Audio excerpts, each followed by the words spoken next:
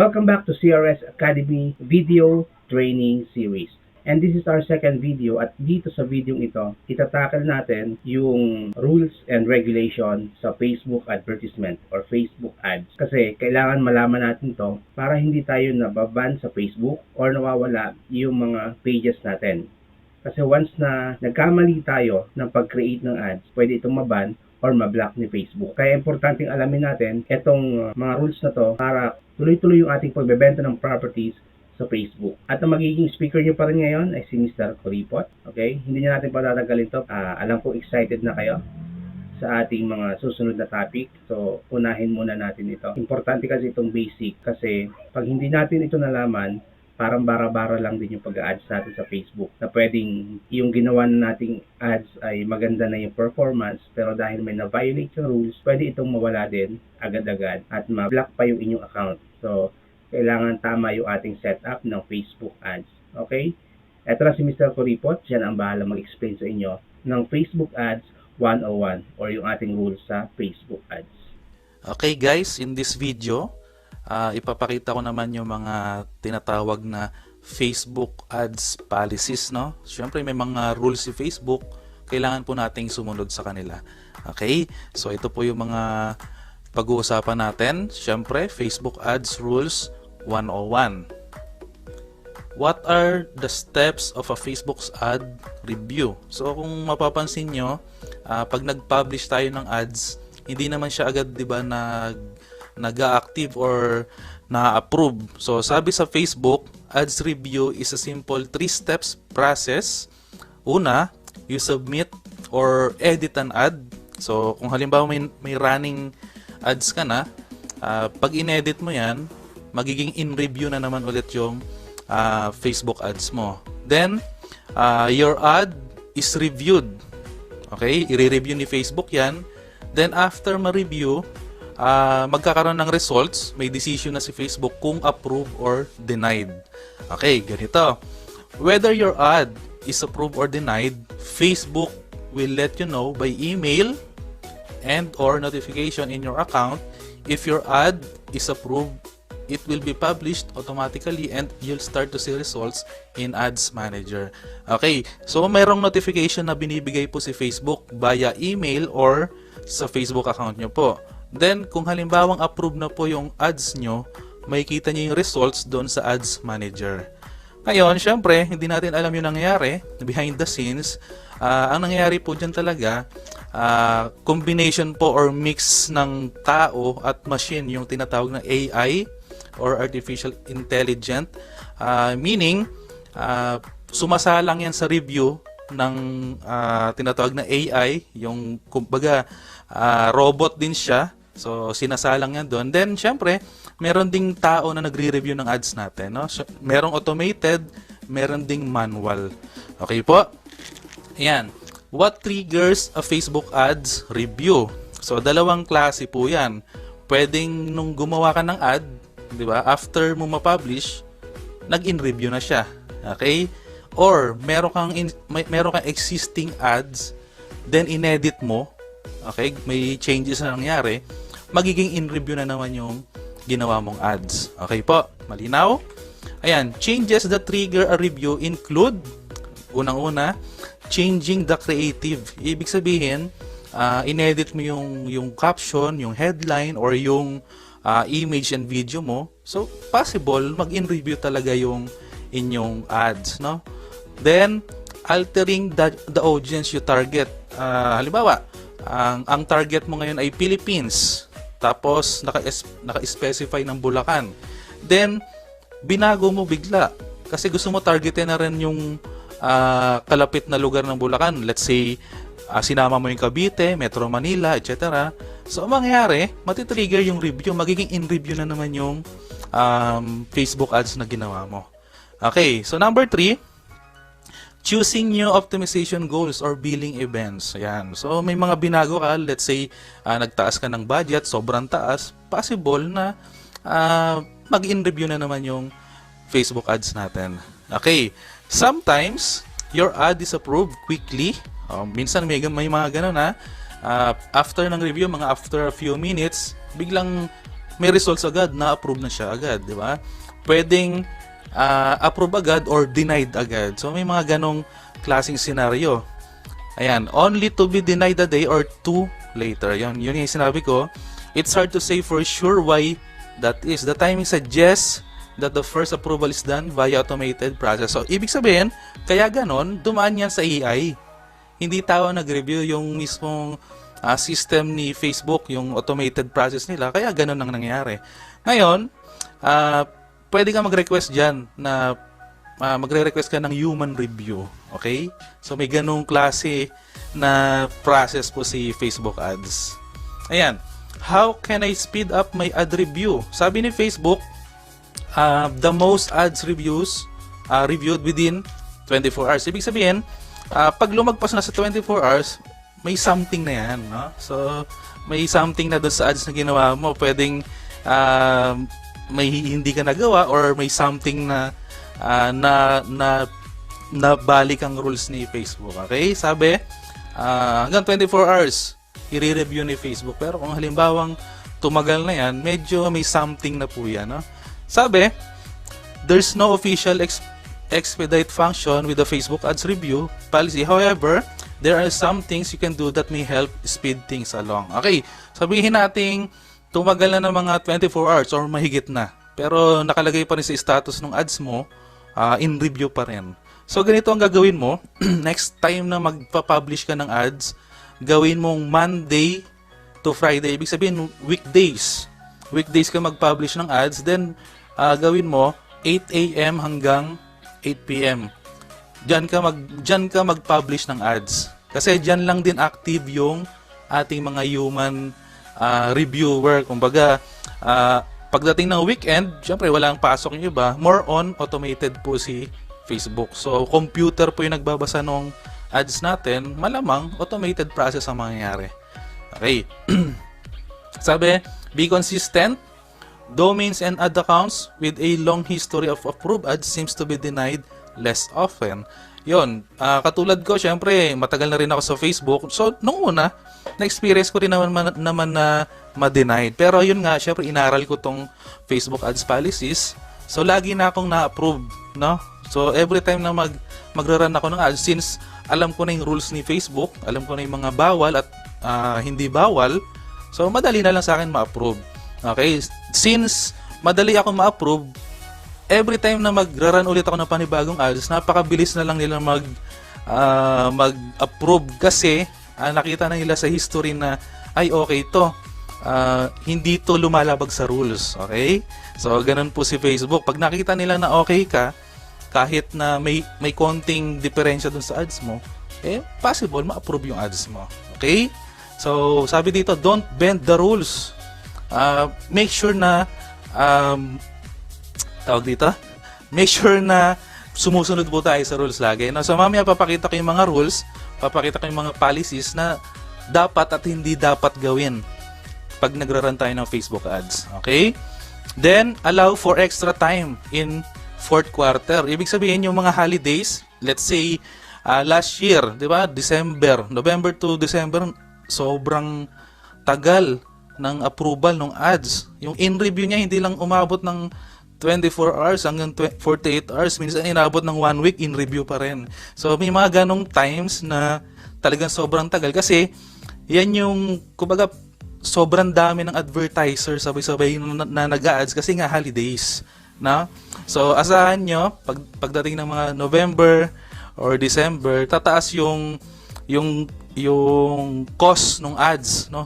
Lalaki yung gastos nyo sa ads, and at the same time, napakahirap po ma-approve ng mga oras na yan. Okay? So, what if my ad is stuck in review? So, sobrang tagal na. No? Sobrang tagal na. Stuck ka na dyan sa in review, hindi man lang nare-reject or na-approve, as in review lang siya. Ngayon, meron kang tatlong pwedeng gawin. Okay? 3. So, una mong pwedeng gawin, you can submit a form to force a review. Ibig sabihin, merong form, may specific form na pwede mong gawin, halimbawa, in-review process pa rin, na sobrang tagal na in-review pa rin, walang results. So, pwede kang mag-submit na itong form na to. Nandyan yung link, ayan. yung www.facebook.com/helpcontact, tas yun yung ID number. Then mapupunta po kayo dito, yan. Ang nakalagay po na title ay ads pending review more than 24 hours. So ilalagay nyo lang dyan yung ad ID, case number, and describe mo kung ano yung naging issues. Sabihin mo, matagal na pong last week ko pa to ni-run, pinablish, pero until now, in review pa rin. So mga ganun lang, no? So yan yung option 1. Then option 2, you can chat with Facebook support through the Facebook Business Help Center.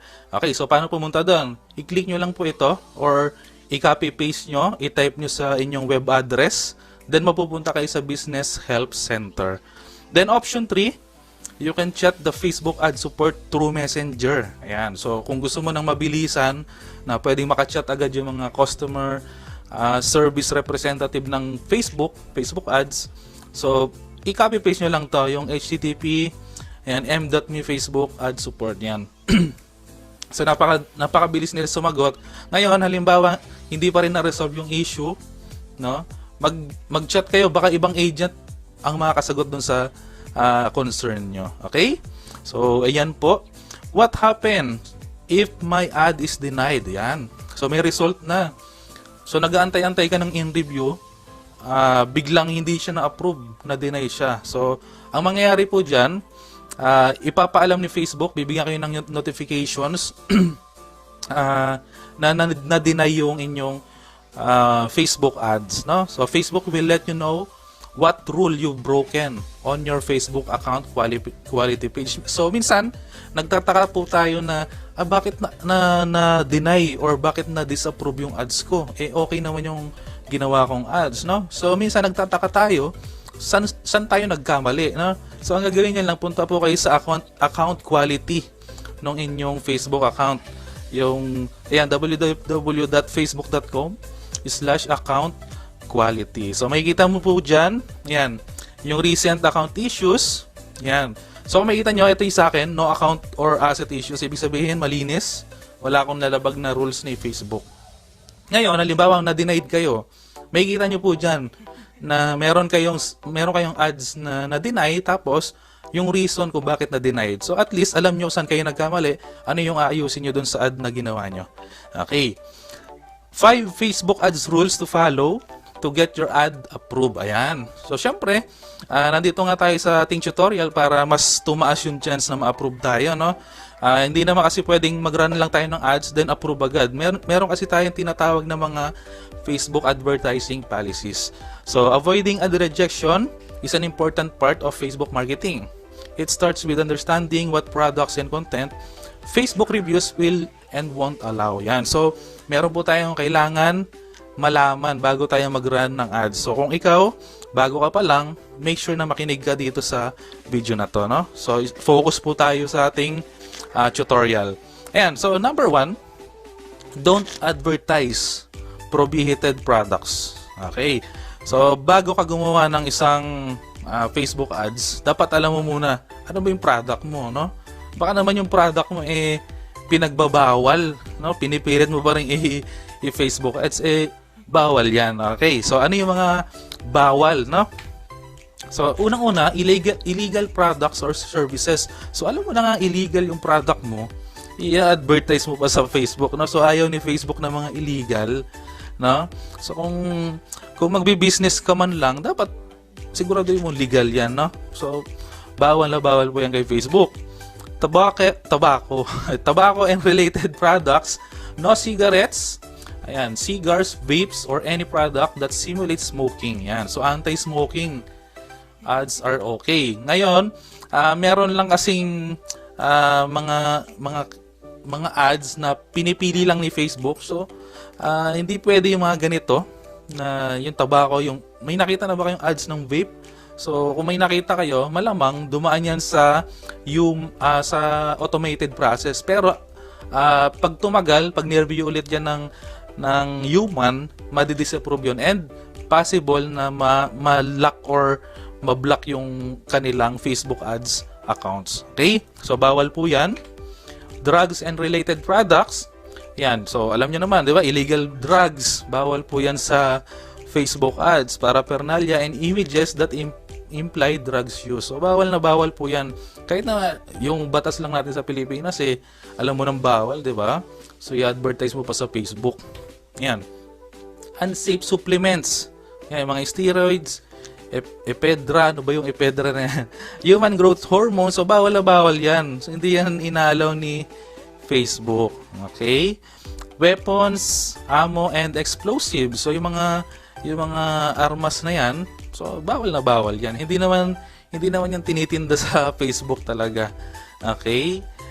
Yan, kahit mga toy guns. Yan, minsan nadi-disallow po yan kasi akala ni Facebook totoong barel na. Although you can run naman yung mga toy guns, pero sayang lang baka ma-block yung account natin sa Facebook. Yan. So, adult products or services. So, madali namang intindihan yung mga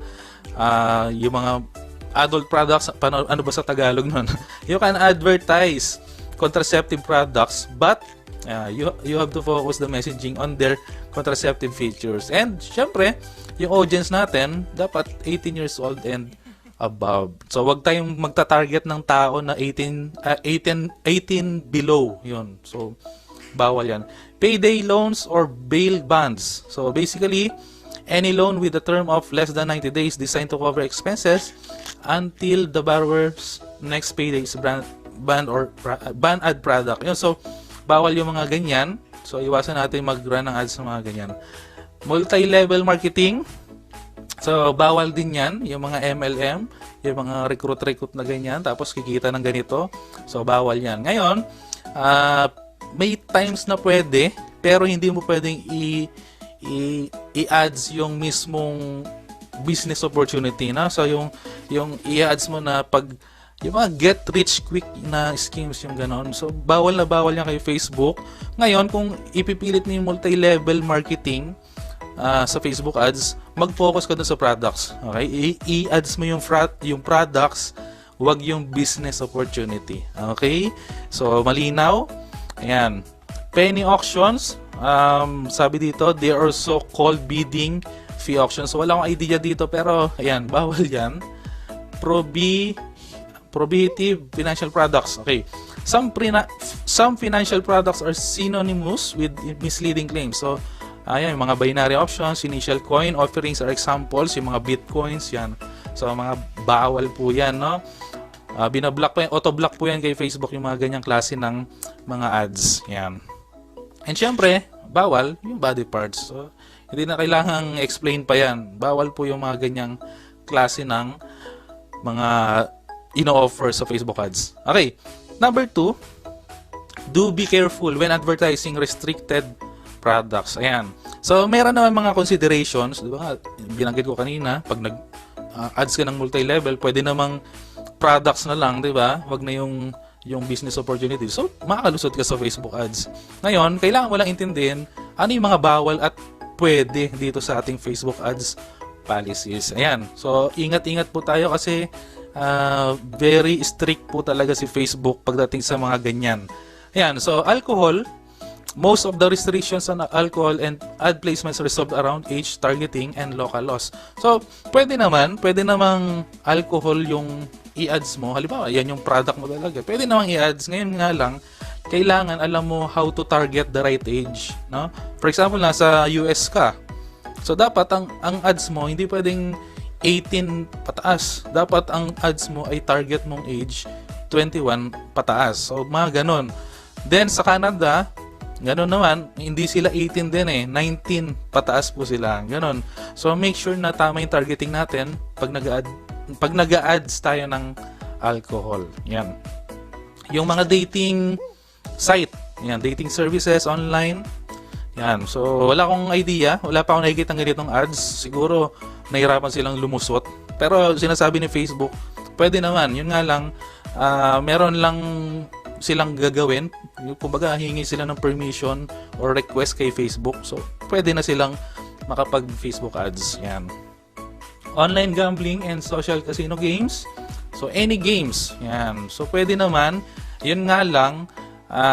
Ayun, sabi dito, ads for casino games where no money changes hands are allowed without pre-authorization as long as you restrict audience target to people over 18 years of age. Yun. So, yun nga, may mga rules na kailangan pa rin ng permission talaga ni Facebook pagdating sa mga ganitong products or services. Online pharmacies, while you can't advertise for pharmaceuticals at all, yan. Yun. So, wag na natin i-try, na? So, minsan, try tayo ng try. Yung products natin ay about pharmacy, no? So, try tayo ng try. Talagang mare-reject lang po yan ni Facebook. So, ang gagawin nyo dyan, hingi kayo ng permission, no? So, i-message nyo si Facebook ad support, sabihin nyo ganito yung product nyo, ano yung kailangan gawin. So, mag-guide naman nila kayo kung yung products nyo naman ay pwede i-sell online, papayagan naman kayo ni Facebook. Yan. Pero yun nga, mahirap, no? Kung ganyan yung industry ng business nyo, mahirapan talaga kayo i-advertise online yan, especially Facebook. Yan, over-the-counter drugs to sell aspirin, cough syrup. Yan, over-the-counter drugs through Facebook, hindi po yan ina-allow. So, medyo mahirapan po kayo talaga i-benta yan online, especially Facebook. Yan. Financial and insurance products. Ayan, so sino dito yung mga nasa financial industry, mga nagbebenta ng insurance, ng mga investments, etc. So, bawal yan, pati yung mga credit cards, loans, bawal na bawal po yan. Ngayon, papayagan naman, basta, ayan, nakalagay dyan, no? You have to be clear about loan fees, interest rates, and your physical location. You can't directly ask for personal financial information, and you have to target your ads to people over the age of 18. So, dapat, yun nga, malinaw yung ads natin, yung mga interest rates, kumbaga, hindi siya tinatago, no? So, talagang, very, ano ba tawag doon? Transparent yon, very transparent tayo sa business natin, and dapat hindi tayo nagko-collect ng information, yung tipong hihingi ka ng information, personal information from prospects, yon bawal na bawal. And syempre, at least 18 years old and above dapat yung target natin. Branded content, ayan. So minsan may mga ganito, yung especially mga influencer, yan. Kunwari, artista, ganyan. So, nag-post sila sa page nila, sa social media. Tapos, yung damit nila ay branded, no? For example, naka-Nike yan. Bigla sila nag-post. Hindi nila sinasadya. Kahit sabihin nilang hindi nila yun pinopromote, parang promotion na rin yun, no? Dapat, iset up nila yun. Kahit sabihin hindi ka nagbayad ng ads kay Facebook, organic content lang siya, kailangan i-publish mo sila ng branded content, no? Meron namang tinatawag na branded content tools doon sa Facebook. So at least malinaw lang sa mga viewers na yung post na yon ay ad, no? So kahit sabi mo hindi yon advertisement, dapat malinaw yon, yung branded content tool, gamitin po natin yan. Okay? So social issues, elections, politics, yan. So bawal. Iwasan natin yan, yung mga nag-open ka ng mga issues tapos i-ads, bawal talaga yun, no? So bawal po yung mga false statements tapos ipapakalat mo, gagawa ka ng issue. So bawal na bawal po yan. Cryptocurrency, yan, yung mga bitcoins, so bawal yan. Then drugs and alcohol treatment. So although may inaalaw naman ito, pero kailangan lang ng approval from legit script, no? So kailangan ng certification. Punta lang kayo sa link na yan. Kung ang business niyo is all about drug and alcohol treatment, punta lang po kayo sa link na nakalagay po diyan. Okay, cosmetics and weight loss procedures. Yan, yung mga ano ba yung mga ganyan? Mga lipo, kasama ba yung lipo diyan? So syempre, hindi po yan inaalaw or aalaw yan basta merong permission ni Facebook. So, hindi siya ina-allow. Allowed siya kung meron ng permission ni Facebook. Okay. So, do use high quality, relevant, truthful, creative. So, ibig sabihin, dapat high quality yung ginagawa nating ads, and syempre, relevant yung picture at yung caption, and truthful yung ginawa nating ads na yan, no? So, ayan, kahit sabihin natin legal yung products mo, pero yung ginawa mong ads, no, medyo may something, no, medyo alanganin po tayo dyan kay Facebook. Okay? Alanganing ma-approve. So, graphic or adult content. O, di ba? Sabihin natin, nagbebenta ka ng juice. Okay, juice. Legal naman yung juice na binebenta mo. Pero, dun sa juice na yon, merong picture ng babaeng sexy. Di ba? Medyo malaswa. So, ang gusto mo kasi, maka-attract yung image mo ng mga lalaki na bibili ng juice, no? So, medyo bawal yon. Gumagamit ka ng sensitive content para maka-attract ng audience.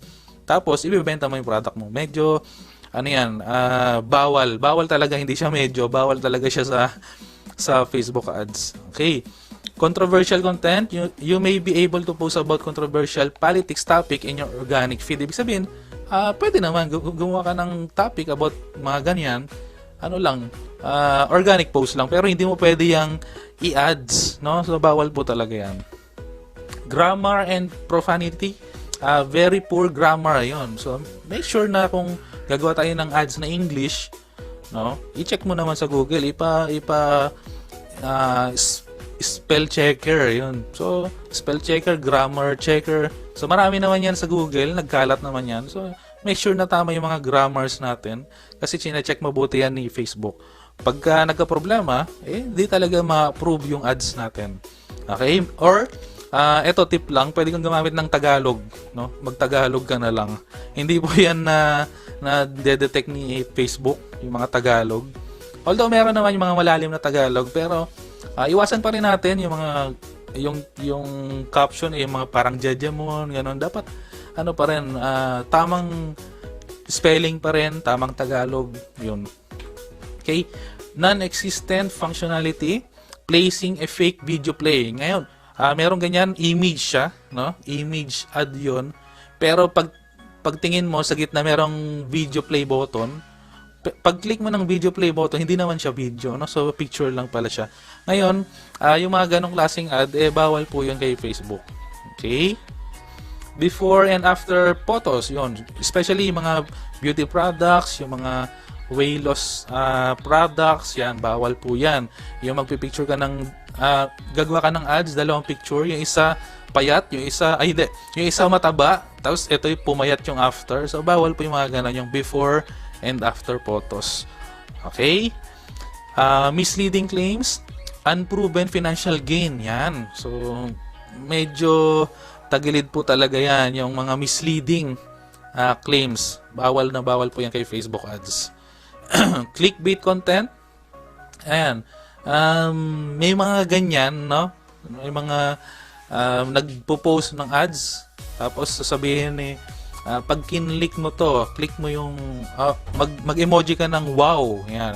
Then makaka-receive ka ng ganito. Mag-emoji ka ng love, makaka-receive ka ng ganito. May mga ads kasi na nagpaparami ng engagements. Bawal na bawal po yan kay Facebook, okay? So, mga strategy kasi ngayon talagang iba yan, no? Nakikita po yan ni Facebook, hindi po yan inaalaw. Automatic animation, this means no flashing strobes or jarring sounds that play without a person's interaction with your ads. So, bawal yon. Example din na to, merong mga ads na akala mo okay sa una, pero bandang huli, hindi siya okay, no? So, nadedetect yan. Akala nyo hindi nire-review ni Facebook, na nare-review po nila yan. Okay? And then, the updated 20% text on image rule. So, although, inalis na to ni Facebook, no? Kahit gaano karaming text yung ilagay mo sa Facebook ad ngayon, i-approve naman po yan. Pero, yun, ads with too much text won't perform well. Yun. So, hindi pa rin siya magpe-perform. Kahit sabihin mo, dinescribe mo na lahat ng product mo doon sa single image na yon, ma-approve siya. Yun nga lang, hindi pa rin ganun kaganda yung results kasi nga, napakaraming text, masagawa na tingnan yun sa Facebook ads. Okay? Pero yun nga, 20%, kalimutan nyo na yun, yung rules na yun, na dapat 20% lang ng picture, yung text. Wala na yun. Itinanggalan ni Facebook yun. Pero, i-limit nyo pa rin na at least mga konti man lang yung text na ilalagay nyo doon sa image nyo. Okay. Number 4, don't link to an irrelevant poorly designed landing page or URL. Ito yung ads na to para to sa mga merong website, yung mga gumagamit ng mga traffic ads or mga conversion ads, no? Yung iba kasi ginagawa, gumagamit ng irrelevant. Kunwari, ang picture mo ay about dog food, yan, dog food. Pero pag kinlik mo yung link, iba pala, hindi pala about dog food yun, no? May mga ganun, no? May mga irrelevant kasi na web page or ads. So, bawal na bawal po kay Facebook yan. Yan, disruptive content. Ayan. So, merong ganito. So, okay naman. Pag kinlik mo yung ads, okay yung image, okay yung website. So, relevant naman. Pero pagdating dun sa loob, bitin-bitin yung pages. So, yung first page, ito yung dinescribe niya. Then, bago mo mabasa yung ibang description ng products or services, magne-next ka pa ulit. So, napakaraming pages. So, ayaw po ni Facebook yan. So, kung ikaw magra-run ka ng ads ng conversions or traffic using your website, make sure na nasa isang page lang yung landing page nyo. So, mas okay kung 1 page or 2 pages lang yung inyong landing page. Okay? Non-functional or non-functioning or non-matching landing page. So, ito, yung non-matching, yun nga, katulad yung binanggit ko kanina, about dogs. Tapos, pag pindot mo ng website, iba pala. So, hindi sila match. Okay? So, pag ganon, bawal po yan kay Facebook. Ayan. Misleading URLs. If the URL included in your ad looks like it leads to one type of landing page, but it's redirect to something unrelated. Yun. So, misleading. So, yung mga, basta, huwag kayong gagawa ng kalokohan pag nagra-run kayo ng mga ganyang ads, especially mga website. Yan. Don't misuse Facebook or Instagram brand assets. Yan. So, maraming ganyan ginagamit yung Facebook logo, yung Facebook brands, kung saan-saan, no? Na kahit yung mga emoticons, bawal yan. Ako hindi ko ginagamit, nasita na ako dati dyan ni Facebook, no? So, although appealing siya, pero ang dating kasi dyan, parang sinasabi na parang part siya ng Facebook. So, bawal yon. Ayaw ni Facebook na sinasama sila sa mga advertisements ng users ng Facebook. Okay. So, endorsement. You can say or imply that your products or services is endorsed by Facebook. So, walang kinalaman si Facebook dyan sa products mo. Bakit mo isasama, no? So, wag mo ikabit dyan yung pangalan ni Facebook or logo ni Facebook, no? Bawal na bawal po yan. Brand usage. Officially, Facebook says to not make their logos or branding a prominent feature in your ads or landing page. Yan. So, may mga ganon. Yung mga images na from Facebook, huwag nyo nang gamitin. Okay? Kung gagamitin nyo, eto.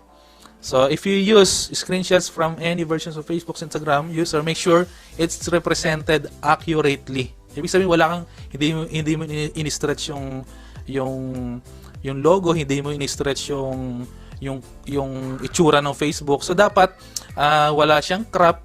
Kumbaga, original, as in, yun talaga yung logo ng Facebook. Okay? So, pwede, basta tama or yung updated version ng logo ni Facebook ang gagamitin. Okay?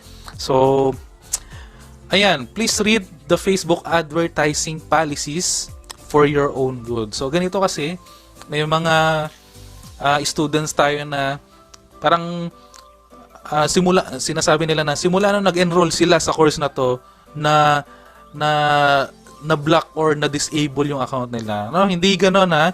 Hindi ako may gawa niyan or yung course. Yung ads mo, ikaw nag-run yan. Ikaw ang gumawa ng ads mo. Ang nangyari diyan, hindi mo lang sinunod yung policies, no? Kaya ka nalagot kay Facebook, no? So make sure na basahin nyo yung Facebook advertising policies. Ayan yung link, yung business.facebook.com /policies/ads. So, kailangan nyo intindihin to, kailangan nyo isapuso yung Facebook ads policies kasi ito yung susi para maging tuloy-tuloy mag-grow pa yung business mo. No? So, wala tayong sisihan. Ako, binasa ko to. Kung gusto mong maging maayos ang business mo online using Facebook advertising, I suggest and highly recommended talaga na intindihin nyo mabuti itong Facebook advertising policy. So, basahin nyo Yung pinakita ko kanina, napaka-igsi pa lang yan, napakarami pang kailangan intindihin.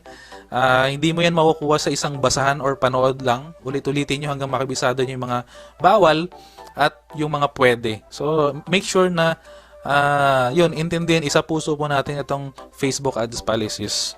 Okay. So, how to keep your campaign running if your ad is denied? So, ganyan. So, syempre, sa pagraran ng ads, hindi pwedeng hindi ka made-deny. So, kahit kami, mga matatagal na sa ganitong industry, kahit matagal na kami nagraran ng ads, no? Minsan nade-deny talaga, nare-reject, no? So, mararanasan nyo yan for sure, no? Lalo yung sa mga nag-i-start. Pero, syempre, una nyo gagawin, halimbawa na-reject, yan, na-deny tayo. So, edit nyo lang yung ads. So, edit nyo. Mag-edit kayo based dun sa understanding nyo sa Facebook advertising policies. So, magkaka-connect yan. Hindi pwedeng, okay, sinabi ko, edit yung ad pag na-reject yung ads. Pero, pag nag-edit ka, make sure na sinusunod mo pa rin yung Facebook advertising policies. Malinaw? So, hindi pwedeng edit mo lang tapos bahala na. Hindi pwedeng ganun, no? Dapat sumusunod pa rin po tayo sa Facebook advertising policies. Okay? So, once na nag-edit kayo ng ads, pwedeng baguhin yung image, baguhin nyo yung headline, baguhin nyo yung caption. Okay? Pagka binago nyo yan at binago nyo based dun sa Facebook advertising policies, ang gagawin ng Facebook, i-review ulit yan. Okay? Pag ni-review at nakita na lang okay na, wala kang nalabag na rules, so pwede ka na, ma-approve ka na ni Facebook. Okay? So, number 2, appeal the ruling. Halimbawa, nag-run ka ng ads, no? Talagang inintindi mo mabuti yung Facebook advertising policies. Kabisado mo na, alam mo na yung bawal, tsaka yung mga pwede. So, tapos, nung nag-run ka ng ads, gumawa ka ng ads, pinublish mo, then, nag-in-review, after ng mga ilang oras or minutes, na-reject. Ayan, so na-reject. Pero, based sa understanding mo, wala ka namang nilabag na rules. So, ang gagawin nyo po dyan, mag-a-appeal kayo yun nga, mag-a-appeal kayo kay Facebook. So, meron kasi doon, once na nag-reject si Facebook, meron kang chance na ipapa-human review or second review, kumbaga. So, meron doon nakalagay na link. So, pipindutin mo lang yon. Tapos, madadirect na yun dun sa, sa isang form. So, sasagutan mo lang bakit kailangan ng second review. No? So, sabihin mo lang na naintindihan mo naman yung policies ni Facebook na tingin mo wala ka naman nalabag na rule. So, pwede bang Facebook pwede bang i-second review baka na mali lang yung AI, no? So, syempre minsan automated yung nagre-review. So, possible na yun nga, na-reject because dumaan sa automation. So, ngayon, kailangan mo mag-manual review, no? Using human review na. Okay? So, pwede ka mag-request ng gano'n. So, pwede tayong mag-appeal kung sakaling talagang sinunod mo naman yung rules ni Facebook, no? Alam mo naman. So, mag-appeal po tayo. Mag-manual review po tayo. Ayan. Halimbawa na deny. So, pwede mong gawin, i-duplicate mo yung ads, no? Pwede kasing, yun nga, syempre, automation. Sobrang dami nung nag-ads kay Facebook. Puro automated yan eh. Usually, ang manual review, yun na pag nag-request na yung advertiser. Ngayon, try mo, halimbawa na reject yung ads, try mo duplicate and resubmit your ad. So, ganun lang. I-duplicate nyo lang, then resubmit. Mala nyo yung second submit nyo ng ad is manual na pala, manual review na. Pero kung halimbawa na deny ulit, so possible na dumaan ulit sa automated system, so mag-request ka na kay Facebook na baka pwedeng i-manual review na to, no? So, ganon. Okay, create multiple versions and A/B test. So, sa advertising, hindi pwedeng isang klaseng ads lang. Kailangan gumawa ka ng maraming klase ng ads, no? Iba't ibang klase, ibang image, ibang headline, iba yung caption. So, gawa ka ng maraming ads, then i-publish mo. Then, piliin nyo yung the best na results. And, syempre, dyan mo malalaman kung ano yung ma-approve and ma-disapprove. So, gawa kayo ng marami ng ads. So, mag-A/B test kayo. Gawa kayo ng iba't ibang klase ng ads. Then, ito tip lang, no? Sa mga nag-testing, syempre may mga disapprove. May mga disapprove dyan. Ang gawin nyo sa disapprove ads, delete nyo na yung sa ads manager nyo. Kasi, naka-record yan kay Facebook. So, possible, pag nag-run kayo ng ganong klaseng ads ulit, mare-reject yung ads nyo. So, wag nyo nang gamitin yon. Wag nyo nang gagawin ulit yon, no? Kasi nasa history na yan ni Facebook. So, gawa kayong bago. Gawa kayong bago lagi. Okay? Then, try organic posting instead. Yan. So, halimbawa, laging rejected, no? So, laging ganun. Kasi yung products mo is talagang hindi pwede sa Facebook ads. So, gawin mo, mag-organic posting ka. No? So, pwede naman yon sa Facebook page. Mag-post ka lang na mag-post. Siyempre, may mga followers ka. So, makikita naman nila yung products mo. Pero, siyempre, since organic posting siya, konti lang yung makukuhang audience. So, mas okay pa rin kung through Facebook ads. So, mas maraming marireach. Ngayon, halimbawa, di ka makapag-run ng Facebook ads, try mo magpalit ng business. No? So, kasi syempre bawal nga yung mga products mo no. So iba na lang i-offer mo online. Okay po. Ayan, number 6, so very important. Ayan, stay on top of Facebook ads rules and marketing policies. So ayan, wala kang ibang gagawin. Okay? Reviewin mo lang yung policies ni Facebook. Kailangan maintindihan mo, kailangan isapuso mo 'yan kasi yan yung susi para maging successful yung mga ads na gagawin mo. Okay? Yan, punta lang po tayo sa http business.facebook.com/policies/ads. So, yan, I hope na nakatulong tong tutorial na to about Facebook rules. Yan. I hope na maging successful yung mga ads na gagawin natin. Okay? So, kung ready ka na, kabisado mo na yung mga rules, kabisado mo na yung mga policies ni Facebook, yun. Pwede ka nang gumawa ng ating Facebook ads. Alright, tapos na yung ating discussion for today. In this video, sana marami kayong natutunan. At huwag niyong kalimutan yung mga rules na yan para hindi tayo mababan sa Facebook. At sa mga susunod na video, i-discuss naman natin at ituturo step by step kung paano i-set up ng tama yung ating Facebook page at doon naman natin i-set yung ating Facebook ads. Okay? So, thank you very much for watching at I really appreciate na tinapos nyo itong video na to at talagang willing kayo na matuto. Yan kasi ang isa ng kailangan natin, ang investment. Mag-invest tayo ng time to learn kasi habang tayo natututo, lalong mas madali sa atin ang kumita. So, hanggang sa muli, I am Vic Cervantes, Optimus Marketing Group, Corinthians Realty Services. See you on the next video.